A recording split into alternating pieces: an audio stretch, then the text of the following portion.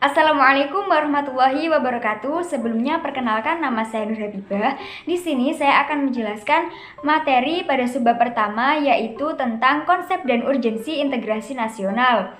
Nah, pada subbab materi yang saya jelaskan ini masih dibagi menjadi 4 poin, yaitu yang pertama, makna integrasi nasional, yang kedua, jenis integrasi, yang ketiga, pentingnya integrasi nasional, dan yang terakhir, integrasi versus disintegrasi. Poin yang pertama yaitu makna integrasi nasional. Makna integrasi nasional sendiri dibagi menjadi 2, yaitu secara etimologi atau secara bahasa, dan yang kedua secara terminologi atau secara istilah. Secara etimologi, kata integrasi nasional berasal dari bahasa Inggris, yaitu nation artinya bangsa, dan integration berarti kesempurnaan atau keseluruhan.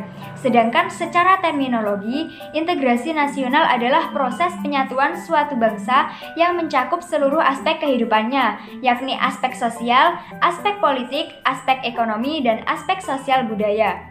Pendapat tersebut dikemukakan oleh Dr. Nazaruddin Syamsuddin. Jadi dapat kita simpulkan bahwa makna integrasi nasional adalah suatu upaya untuk mempersatukan atau menggabungkan berbagai perbedaan pada kelompok budaya atau kelompok sosial yang mencakup seluruh aspek kehidupannya, yakni aspek sosial, aspek politik, aspek ekonomi, serta aspek budaya dalam satu wilayah sehingga membentuk suatu kesatuan yang harmonis di dalam Negara Kesatuan Republik Indonesia dengan semboyan Bhinneka Tunggal Ika. Poin yang kedua yaitu jenis integrasi. Jenis integrasi sendiri dalam realitas nasional dapat dilihat dari 3 aspek, yakni aspek politik, aspek ekonomi, dan aspek sosial budaya. Yang pertama yaitu integrasi politik. Dalam tataran integrasi politik terdapat 2 dimensi, yaitu dimensi vertikal dan dimensi horizontal. Dimensi yang bersifat vertikal menyangkut hubungan elit dan massa, baik antara elit politik dengan massa pengikut atau antara penguasa dan rakyat, guna menjembatani celah perbedaan dalam rangka pengembangan proses politik yang partisipatif. Sedangkan dimensi horizontal menyangkut hubungan yang berkaitan dengan masalah teritorial, antar daerah, antar suku, antar umat beragama, dan antar golongan masyarakat di Indonesia. Yang kedua yaitu integrasi ekonomi. Integrasi ekonomi berarti terjadinya saling ketergantungan antar daerah dalam upaya memenuhi kebutuhan hidup rakyat. Adanya saling ketergantungan menjadikan wilayah dan orang-orang dari berbagai latar akan mengadakan kerjasama yang saling menguntungkan dan sinergis. Di sisi lain, integrasi ekonomi adalah penghapusan hambatan-hambatan antar daerah yang memungkinkan ketidaklancaran hubungan antar keduanya. Misal peraturan, norma, serta prosedur dan pembuatan aturan bersama yang mampu menciptakan keterpaduan di bidang ekonomi. Yang ketiga yaitu integrasi sosial budaya. Integrasi ini merupakan proses penyesuaian unsur-unsur yang berbeda dalam masyarakat sehingga menjadi satu kesatuan. Unsur-unsur yang berbeda tersebut dapat meliputi ras, etnis, agama, bahasa, kebiasaan, sistem nilai, dan lain sebagainya. Integrasi sosial budaya juga berarti kesediaan bersatu bagi kelompok-kelompok sosial budaya di masyarakat, misal suku, agama, dan juga ras. Poin yang ketiga yaitu pentingnya integrasi nasional. Nah, sebelum kita mempelajari tentang pentingnya integrasi nasional, seharusnya kita tahu terlebih dahulu beberapa faktor dibangunnya integrasi nasional itu sendiri, yaitu faktor pertama adalah faktor pendorong. Adanya rasa yang senasib dan seperjuangan yang diakibatkan oleh faktor-faktor sejarah. Adanya ideologi nasional sebagai simbol negara, adanya tekad dan keinginan untuk kembali bersatu, dan yang terakhir adanya ancaman dari luar. Yang kedua yaitu faktor pendukung. Semangat persatuan, adanya kepribadian dan pandangan hidup yang sama yakni Pancasila, adanya jiwa dan semangat gotong royong. Dan yang terakhir adalah faktor penghambat. Kurangnya penghargaan terhadap kemajmukan, kurangnya toleransi antar sesama golongan, adanya sikap ketidakpuasan terhadap segala kesetimpangan, kurangnya kesadaran di dalam diri masing-masing. Nah, kemudian mengapa sebenarnya membangun integrasi nasional sangatlah penting di negara bangsa Indonesia ini? Ada dua hal yang dapat menjelaskan tentang hal ini, yaitu yang pertama, kolonial Belanda tidak pernah mengajarkan tentang perlunya membangun kesetiaan nasional dan semangat kebangsaan pada rakyat Indonesia. Penjajah lebih mengutamakan membangun kesetiaan kepada penjajah itu sendiri dan mementingkan integrasi pribadi kolonial tersebut. Jadi, setelah kemerdekaan, kita perlu menumbuhkan kesetiaan nasional melalui pembangunan integrasi bangsa ini. Yang kedua, bagi negara-negara baru, tuntutan integrasi ini juga menjadi masalah yang pelik, bukan saja karena perilaku pemerintah kolonial sebelumnya.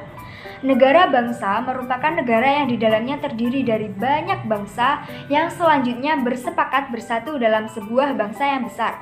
Suku-suku itu memiliki pertalian primordial yang merupakan unsur negara dan telah menjelma menjadi kesatuan etnik yang selanjutnya menuntut pengakuan dan perhatian pada tingkat kenegaraan. Ikatan dan kesetiaan etnik adalah sesuatu yang alami dan sifatnya primer. Adapun kesetiaan nasional bersifat sekunder. Bila ikatan etnik ini tidak diperhatikan atau terganggu, mereka akan mudah dan akan segera kembali kepada kesatuan asalnya. Sebagai akibatnya, mereka akan melepaskan ikatan komitmennya sebagai satu bangsa. Nah, dua hal itulah yang menjadi alasan begitu pentingnya integrasi nasional dibangun di negara Indonesia ini. Poin yang keempat yaitu integrasi versus disintegrasi. Integrasi sendiri memiliki arti penyatuan, keterpaduan antar elemen atau unsur yang ada di dalamnya atau dalam sebuah negara. Disintegrasi ketidakpaduan atau keterpecahan di antara unsur-unsur yang ada di dalam negara tersebut. Gejala disintegrasi merupakan hal yang dapat terjadi di masyarakat. Masyarakat suatu bangsa pastilah menginginkan terwujudnya integrasi. Namun, dalam kenyataannya yang terjadi justru gejala disintegrasi. Disintegrasi memiliki banyak ragam, misalnya pertentangan fisik, perkelahian, tawuran, kerusuhan, revolusi, bahkan perang. Disintegrasi nasional dilatar belakangi oleh beberapa faktor, yaitu 1. Maraknya penyebaran ideologi selain Pancasila. 2. Kesetimpangan dari bidang demografi atau tingkat kepadatan penduduk yang kurang merata. Yang ketiga, kesenjangan ekonomi di antar daerah. Yang keempat, iklim politik yang kurang sehat. Yang kelima, lambannya kemajuan ekonomi. Dan yang terakhir, menurunnya tingkat toleransi. Sekian penjelasan saya mengenai subbab materi yang pertama ini. Apabila ada kurang lebihnya mohon maaf. Untuk subbab selanjutnya akan dijelaskan oleh teman saya yaitu Rias Tata Rahmadani. Baik, di sini saya akan melanjutkan penjelasan sebelumnya, yaitu mengenai subbab penanya alasan mengapa diperlukannya integrasi nasional. Keberagaman etnis mengakibatkan rentan terjadinya pergesekan atau pergejolakan. Jadi, mengapa diperlukannya integrasi nasional? Yaitu yang pertama, untuk menumbuhkan rasa cinta tanah air. Yang kedua, yaitu mempererat persatuan dan kesatuan. Ketiga, menjunjung tinggi nasionalisme setiap warga negara. Yang keempat, menghasilkan keharmonisan untuk mempersatukan perbedaan yang ada di suatu negara. Dan yang kelima, yaitu menghindari pemberontakan atau perang saudara. Kelima hal tersebut merupakan alasan mengapa diperlukannya integrasi nasional. Jadi, intinya, integrasi nasional diperlukan untuk menghindari suatu pergesekan atau pergejolakan antar etnis, dan tentunya untuk menjaga keharmonisan dalam kesatuan Bhinneka Tunggal Ika. Sekian penjelasan dari saya. Materi atau subbab berikutnya akan dijelaskan oleh rekan saya yang bernama Mufidatul Khairiyah. Di sini saya akan menjelaskan tentang subbab membangun argumen tentang dinamika dan tantangan integrasi nasional. Yang pertama adalah dinamika integrasi nasional di Indonesia. Sejak Indonesia merdeka pada tahun 1945, upaya membangun integrasi dilakukan secara terus-menerus sehingga terdapat banyak perkembangan dan dinamika dari integrasi yang terjadi di Indonesia. Dinamika dapat kita contohkan melalui peristiwa integrasi. Yang pertama adalah integrasi bangsa. Integrasi bangsa adalah bersatunya suatu bangsa yang menempati wilayah tertentu dalam sebuah negara yang berdaulat. Contohnya, tanggal 15 Agustus 2005, pemerintahan Indonesia berhasil secara damai mengajak gerakan Aceh Merdeka untuk kembali bergabung dan setia memegang teguh kedaulatan bersama Negara Kesatuan Republik Indonesia. Yang kedua yaitu integrasi wilayah, yaitu pembentukan wewenang kekuasaan nasional pusat atas wilayah tertentu. Contohnya adalah Deklarasi Juanda tanggal 13 Desember 1957. Sehingga dengan deklarasi ini maka terjadi integrasi wilayah teritorial Indonesia. Yang ketiga adalah integrasi nilai, yaitu penyatuan perbedaan sosial budaya masyarakat. Yang keempat adalah integrasi elit massa, yaitu penyatuan kesepahaman kepentingan antara pemerintahan dan rakyat. Contohnya adalah pemimpin mendekati rakyatnya melalui berbagai kegiatan seperti kunjungan ke daerah. Yang kelima adalah integrasi tingkah laku, yaitu proses penyesuaian di antara unsur yang saling berbeda dalam kehidupan.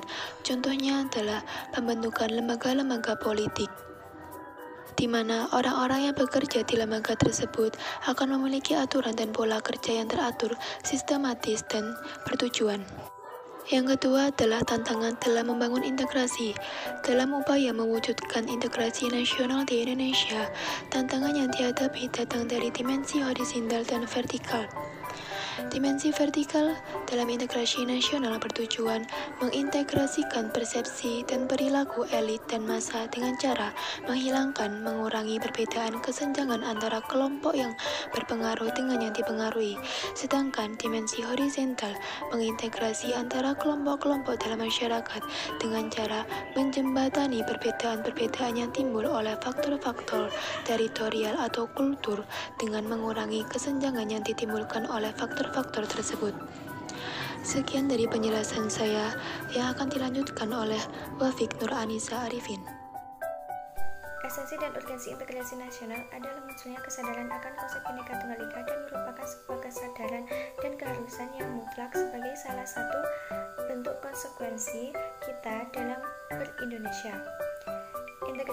Integrasi masyarakat sangat diperlukan bagi negara yang membangun kejayaan nasional, mencapai tujuan yang diharapkan. Adapun kerugian masyarakat jika suatu negara senantiasa diwarnai oleh pertentangan atau konflik. Yang pertama, kerugian material seperti kerusakan sarana dan prasarana umum. Yang kedua, yaitu mental spiritual seperti kekhawatiran, kecemasan, ketakutan, bahkan tekanan mental.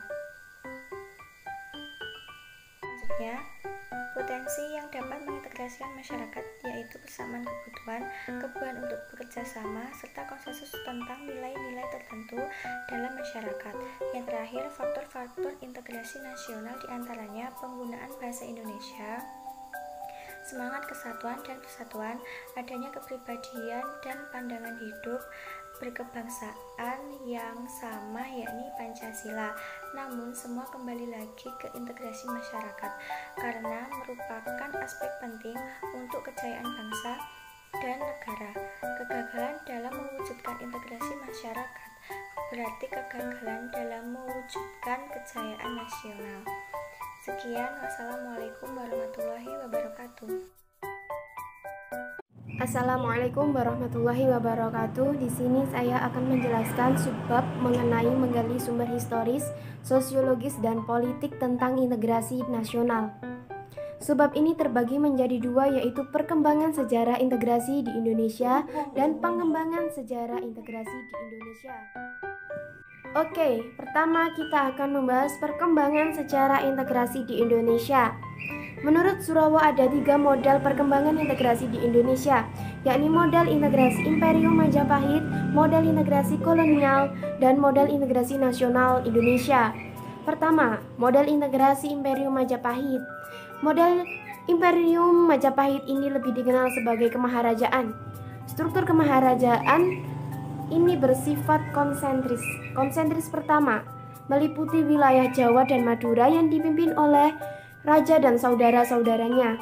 Yang kedua adalah konsentris wilayah di luar Jawa yang merupakan kerajaan-kerajaan otonom.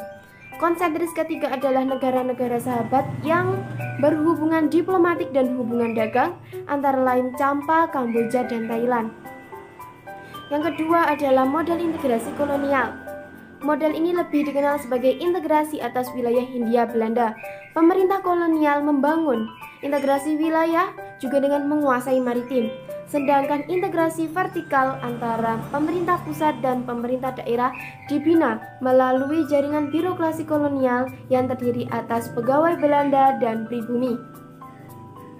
Integrasi model ini dinilai tidak mampu menyatukan segenap keberagaman bangsa Indonesia, tetapi untuk menciptakan kesetiaan tunggal terhadap kolonial. Yang ketiga adalah model integrasi nasional Indonesia. Model integrasi ini merupakan proses berintegrasinya bangsa Indonesia sejak merdeka pada tahun 1945. Model ketiga ini dimaksudkan untuk membentuk kesatuan yang baru, yakni bangsa Indonesia yang merdeka memiliki semangat nasionalisme dan kesadaran kebangsaan yang baru. Model integrasi nasional ini diawali dengan tumbuhnya kesadaran berbangsa dan bernegara pada diri orang-orang Indonesia yang mengalami proses pendidikan sebagai dampak politik etis. Kaum terpelajar ini mulai menyadari bahwa bangsa mereka adalah bangsa jajahan yang harus meraih kemerdekaan jika ingin menjadi bangsa merdeka dan sederajat dengan bangsa-bangsa lain. Mereka berasal dari suku, ras, agama yang berbeda, tetapi mereka merasa mempunyai nasib yang sama, maka dari itulah saudara mereka, rasa kesaudaraan mereka begitu kuat. Tadi kita sudah membahas perkembangan sejarah integrasi di Indonesia berdasarkan sumber historis. Kita akan membahas sumber sosiologis. Sumber historis dan sosiologis ini berhubungan erat dikarenakan model integrasi nasional Indonesia menimbulkan kesadaran berbangsa dan bernegara di Indonesia. Berdasarkan sumber sosiologis, kita akan membahas tahapan penumbuhan kesadaran berbangsa, masa perintis, masa penenggas, dan masa percobaan serta masa pendobrak. Yang pertama, masa perintis. Masa perintis adalah mulai dirintisnya semangat kebangsaan melalui organisasi-organisasi pergerakan. Masa ini ditandai dengan munculnya pergerakan Budi Utomo pada tanggal 20 Mei 1908. Yang kedua adalah masa penenggas, di mana masa ini mulai ditegaskannya semangat kebangsaan pada diri bangsa Indonesia yang ditandai dengan Sumpah Pemuda pada tanggal 28 Oktober 1928. Yang ketiga adalah masa percobaan. Bangsa Indonesia melalui organisasi pergerakan mencoba meminta kemerdekaan dari Belanda melalui organisasi GAPI atau Gabungan Politik Indonesia pada tahun 1938, tetapi hasilnya nihil. Masa yang keempat adalah masa pendobrak. Masa tersebut semangat dan gerakan kebangsaan Indonesia telah berhasil mendobrak belenggu penjajah dan menghasilkan kemerdekaan pada tanggal 17 Agustus 1945. Sejak saat itu, bangsa Indonesia menjadi bangsa yang merdeka, bebas, dan sederajat dengan bangsa lain. Berikutnya, berdasarkan sumber politik. Pada tanggal 17 Agustus 1945, dari sisi politik dinyatakan atau sebagai pernyataan bangsa Indonesia baik ke dalam negeri maupun keluar bahwa bangsa Indonesia telah merdeka, bebas dari belenggu penjajah dan setara dengan bangsa-bangsa lain. Berdasarkan sumber sosial budaya pada tanggal 17 Agustus 1945 merupakan revolusi integrasinya Indonesia. Bangsa yang terpecah belah dari beragam identitas menuju bangsa yang satu, yakni bangsa Indonesia. Dapat dianalogikan seperti bangsa yang berpecah belah berserakan akibat proklamasi kemerdekaan pada tanggal 17 Agustus 1945 menjadi bangsa yang bersatu padu dengan integrasi nasional yang kuat. Baik, kita akan membahas berikutnya adalah pengembangan integrasi di Indonesia. Ada 5 faktor yang menentukan tingkat integrasi suatu negara, yakni adanya ancaman dari luar, gaya politik kepemimpinan, kekuatan lembaga-lembaga politik, ideologi nasional, dan kesempatan pembangunan ekonomi. Yang pertama, adanya ancaman dari luar. Adanya ancaman militer maupun non-militer dapat menciptakan integrasi masyarakat. Masyarakat akan bersatu padu meskipun berbeda suku, agama, dan ras ketika menghadapi bersama. Contohnya, ketika Belanda kembali ke bangsa kita, maka bangsa Indonesia kembali bersatu untuk melawan penjajah tersebut. Yang kedua adalah gaya politik kepemimpinan. Pemimpin yang dapat menyatukan atau mengintegrasikan masyarakat yang mempunyai sifat karismatik dan dicintai rakyat dan memiliki jasa-jasa besar dapat menyatukan bangsa tersebut. Contohnya adalah Nelson Mandela dari Afrika Selatan. Berikutnya adalah kekuatan lembaga-lembaga politik. Misalnya birokrasi. Birokrasi ini dapat menjadi sarana pemersatu bangsa Indonesia. Birokrasi yang sama dan padu dapat menciptakan sistem pelayanan yang sama, baik dan diterima oleh masyarakat yang beragam. Berikutnya adalah ideologi nasional. Ideologi dapat diartikan sebagai seperangkat nilai-nilai yang diterima dan disepakati. Ideologi juga memberikan misi dan beberapa paduan bagaimana cara menuju visi dan tujuan tersebut. Jika suatu masyarakat meskipun berbeda-beda tetapi menerima satu ideologi yang sama, maka masyarakat tersebut kemungkinan akan bersatu. Dan yang terakhir adalah kesempatan pembangunan ekonomi.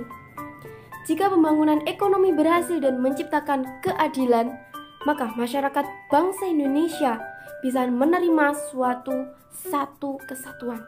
Namun, jika ekonomi menghasilkan ketidakadilan, maka muncul kesenjangan dan ketimpangan.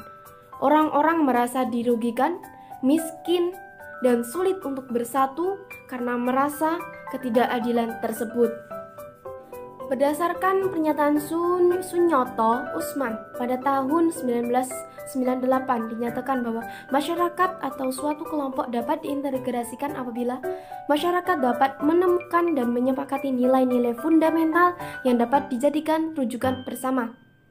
Masyarakat terhimpun dalam unit sosial sekaligus. Ketiga, masyarakat berada di atas memiliki sifat saling ketergantungan di antara unit-unit sosial yang terhimpun di dalamnya dalam memenuhi kebutuhan ekonomi. Pendapat lain menyebutkan integrasi bangsa dapat dilakukan dengan dua strategi kebijakan, yaitu Police Assimilation and Police Bhinneka Tunggal Ika. Strategi pertama dengan cara penghapusan sifat-sifat kultural utama dari komunis kecil, sedangkan asimilasi adalah pembauran dua budaya yang disertai dengan hilangnya ciri khas kebudayaan asli sehingga membentuk kebudayaan yang baru. Apabila asimilasi ini menjadi sebuah strategi bagi integrasi nasional, berarti bahwa negara mengintegrasikan masyarakatnya dengan mengupayakan agar unsur-unsur budaya yang ada di dalam itu benar-benar melebur menjadi satu dan tidak menampakkan identitas budaya kelompok atau lokal.